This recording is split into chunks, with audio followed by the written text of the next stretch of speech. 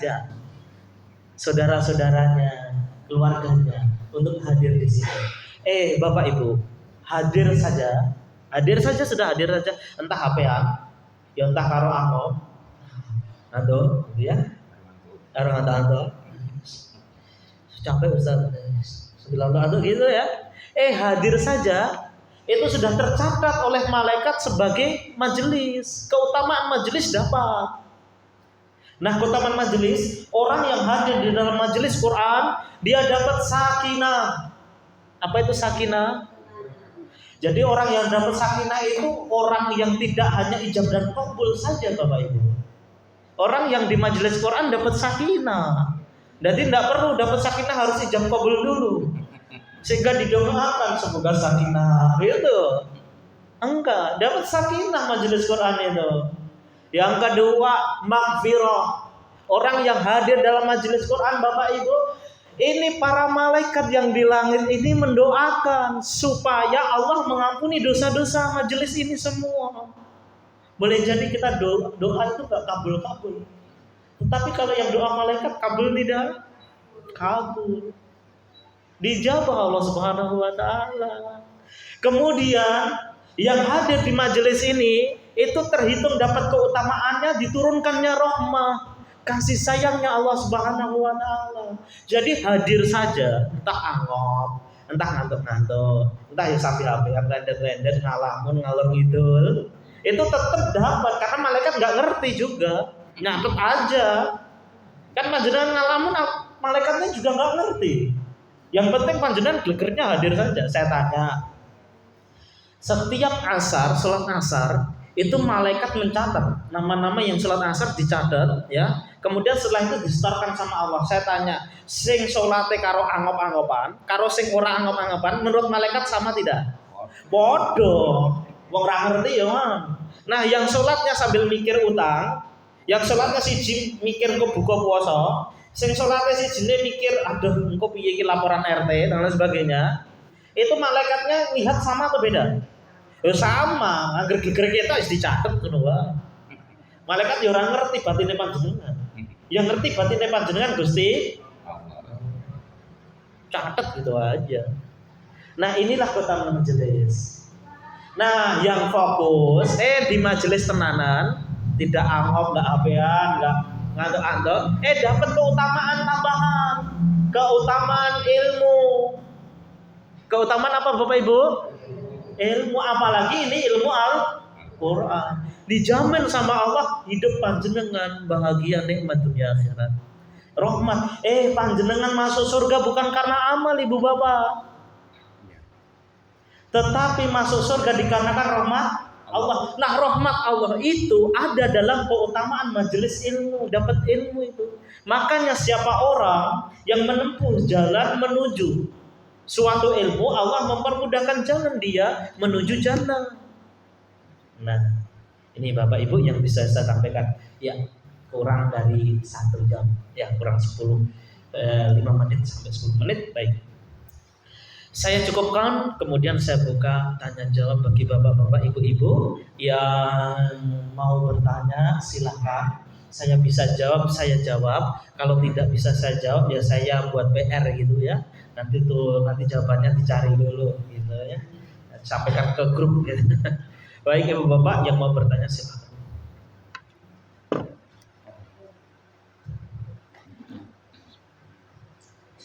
Assalamualaikum warahmatullahi wabarakatuh. Alhamdulillah, saya senang sekali bisa di majelis ini, di mana saya mempunyai suatu yang benar-benar.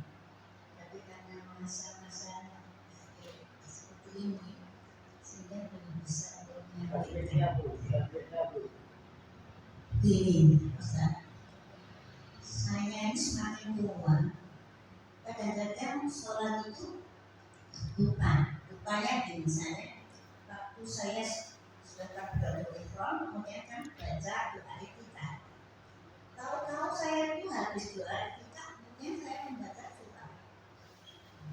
Ya, pada habis surat itu, aku mau kok koyornya dulu mau doa apa? moco wudhu. Iya. Berarti makanya moco wudhu. Lalu bagaimana sebaiknya? Ini satu. Yang kedua, pada waktu habis takbiratul ihram, kemudian beretika, lalu kan Al-Fatihah itu memakai ta'awud yang pertama ya, pakai ta'awud. Lalu rakaat kedua, apakah memakai ta'awud sampai rakaat keempat? Apa cuma ta'awud yang satu cuma yang pertama? Dan bisa jadi bisa kemudian bisa menerapkan hati saya. Terima kasih. Assalamualaikum warahmatullahi wabarakatuh. Waalaikumsalam warahmatullahi wabarakatuh. Baik, langsung saya jawab insya Allah biar nggak lupa pertanyaannya. Bismillah Ibu. Berkenaan dengan lupa, bagaimana baiknya? Jangan lupa Ibu. Jangan lupa. Baiknya kan jangan lupa, gitu ya. Baiknya jangan lupa. Iya, lah tetap lupa Ustaz gimana? Nah, orang yang dimaafkan di dalam hukum salah satunya orang yang lupa sehingga dia ingat. Itu dimaafkan dalam hukum. Orang yang tidak sadar sehingga dia sadar. Orang yang gila sehingga dia tidak gila. Nah, Ibu ketika Allahu Akbar Al-Fatihah lupa. Tiba-tiba qul huwallahu ahad. Kemudian Ibu kalau ngucapin belum Al-Fatihahnya tadi belum batal, Bu. Jangan ngucapin gitu ya. Oke. Jadi jangan ngucapin ya. Cuma sadar saja ketika misalnya baca surat. Ketika di tengah-tengah baca surat ingat Al-Fatihah, maka baca Al-Fatihah. Gak apa-apa, Bu. Bismillahirrahmanirrahim. Misalnya baca Inna a'tainakal kautsar. Inna a'tainakal kautsar. Ingat ini ketika ini baca Al-Fatihahnya.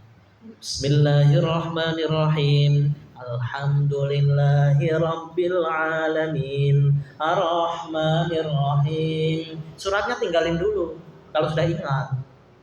Itu nggih. Tetapi kok sampai akhir kok lupa. Nabi Allahu Akbar iftitah. Habis itu aina a'tainakal kautsar selesai Allahu Akbar ruku tanpa Al-Fatihah. Dah apa-apa, tetap sah sholatnya. Karena Ibu lupa.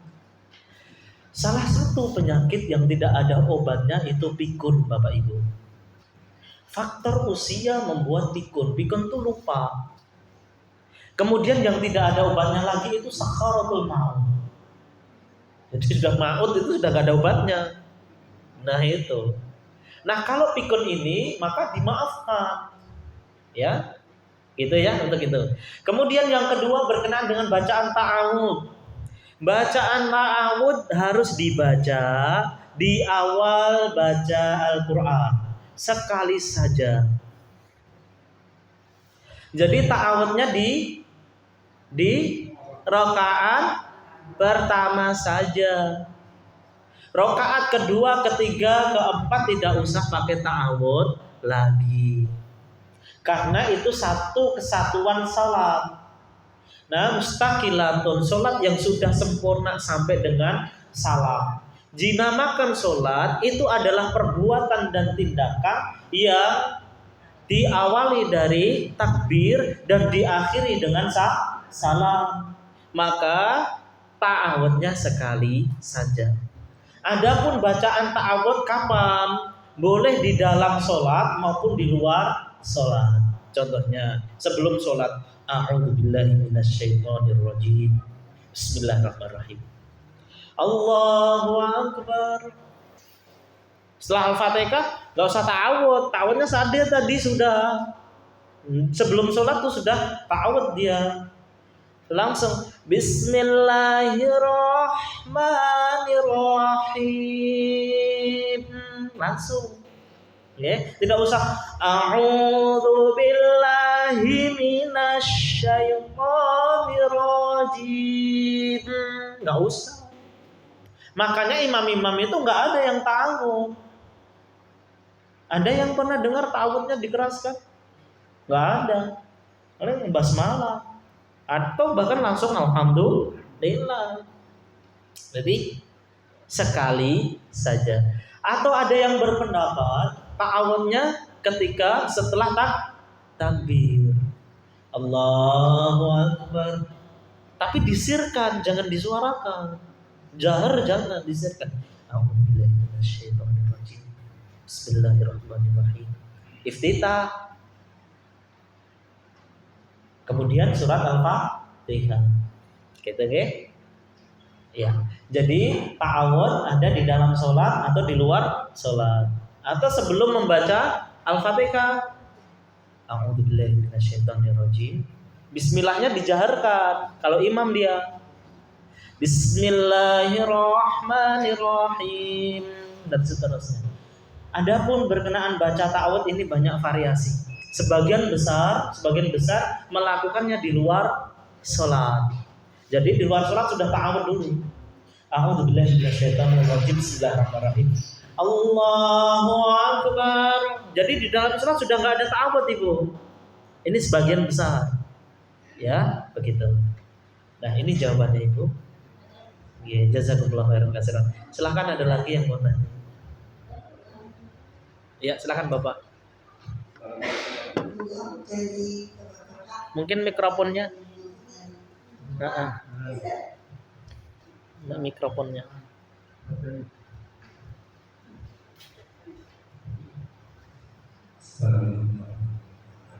Waalaikumsalam.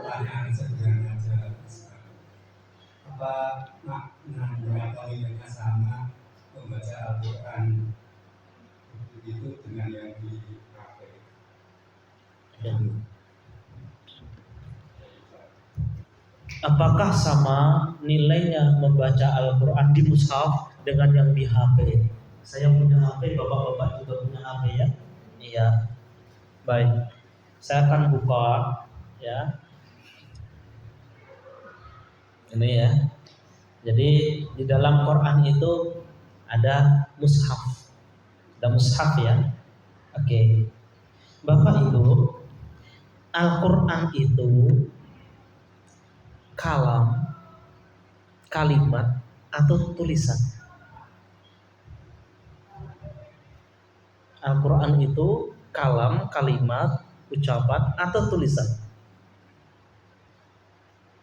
Dulu ketika zaman Nabi Muhammad SAW ada buku Quran seperti itu tidak? Tidak ada. Nabi SAW punya buku Quran seperti itu tidak? Tidak punya. Berarti Al-Quran itu kalam, kalimat yang dihafalkan oleh baginda Nabi SAW, disampaikan kepada umat. Umat takut lupa sehingga nulis. Nulis. Ada yang nulisnya di kulit, iya. Ada yang di pelepah pohon-pohon tuh punya kulitnya itu buat nulis itu. Makanya natah. Maka nulisnya dari kanan. Kalau panjenengan Latin dari mana? Kiri. Nah, orang dulu itu natah itu dari kanan. Natah dari kiri keko kan? Natah itu dari kanan. Makanya Arab itu dari kanan. Panjenengan bukan ahli tatah ya? Jepara kenal Jepara ini natah. Iya. Dan ditatah itu.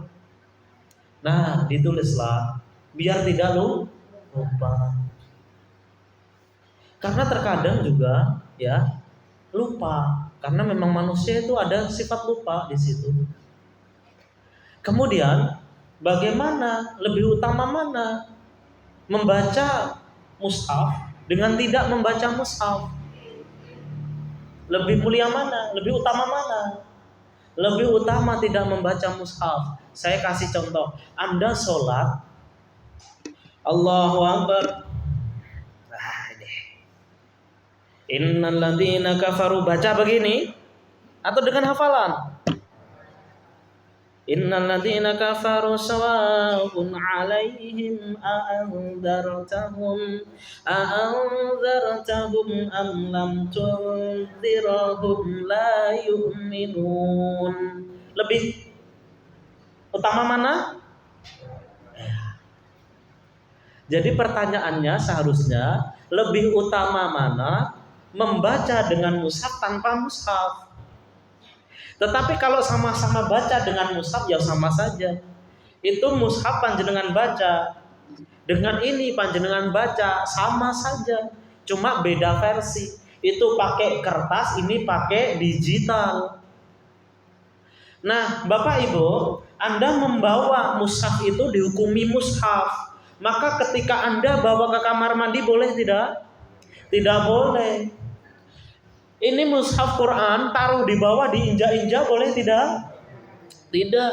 Tetapi kalau kertas biasa, buku biasa taruh di bawah diinjak-injak boleh tidak? Boleh. Bawa buku catatan hutang dibawa ke kamar mandi boleh tidak? Boleh. Sama ini. Ini HP. Kalau sudah begini, ini dihukumi mushaf digital. Maka ini tidak boleh. Ini taruh bawah diinjak-injak. Nggak boleh, murtad sudah. Karena ini hukumnya mushaf kalau sudah begini. Tetapi kalau, mohon maaf, ini begini. Ini ada foto saya, istri dan anak. Ya, begini ya Bu ya. Nah ini bukan hukumnya mushaf. Ini saya taruh bawah, injak-injak boleh tidak? Boleh, tapi maneman Bapak. Maneman. Injak. Ini kalau begini saya bawa ke kamar mandi boleh tidak? Boleh. Tetapi kalau begini saya bawa kamar mandi boleh tidak? Tidak boleh. Bisa dipahami? Iya. Jadi mushaf itu hanya alat bantu. Sehingga hakikinya Al-Quran itu masuk ke dalam qalbun dengan dihafalkan. Maka termasuk wajib bagi seorang muslim itu hafal Quran walau hanya sedikit untuk sholat fardu. Betul tidak? Hafal Al-Fatihah berarti hafal Quran kan? Surat pertama. Hafal Al-Ikhlas, An-Nas, Al-Falaq, Inna A'tayna, Wal 'Ashr, Tabbat Yadah. Hafal Quran itu walaupun hanya sebagian dari juz 30 itu wajib untuk sholat. Maka kalau hafalannya lebih dari itu lebih, tidak hanya lebih baik, lebih jauh lebih. Hafal juz 30 satu juz dengan hafal 30 juz lebih mana? 30 juz. Mumpung kita masih hidup, kita ikhtiar saja, hasilnya serahkan sama Allah Subhanahu wa taala. Itu saja ya Bapak ya. Baik, silakan ada yang lain Bapak Ibu.